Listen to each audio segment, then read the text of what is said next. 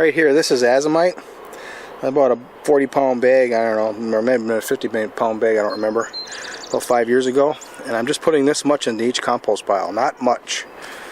According to that Elaine Ingram chick, she's purported to be a soil scientist. She says there's all the minerals you need in the soil, you just need to activate the soil life to have access to it.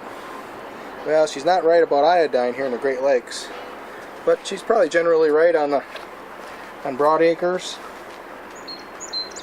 I mean, she's not right on subsoil, I don't think, but maybe she is.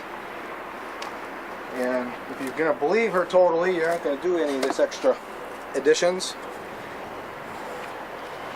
But even if that's true, and this is Greensand. Now the Azomite is material and minerals from deep in the earth. And the Greensand is minerals from ancient seabeds. So I'm adding a little bit in each pile. And in terms of percentage of what it is to the pile, it's minute, next to nothing. But what I want to do is I want to add these minerals to my soil. I just want to get them included because they are something that the soil doesn't have. It's the same thing why I bought the kelp. Kelp is minerals from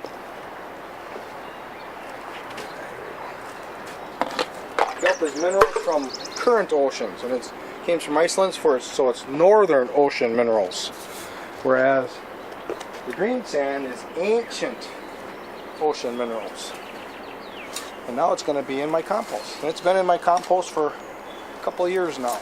4 or 5 years at least I've been adding it. Just a little bit. I think some people will go overboard and throw a whole 40-pound bag in there. Well, I don't. It's not necessary. I just want the material included in my compost.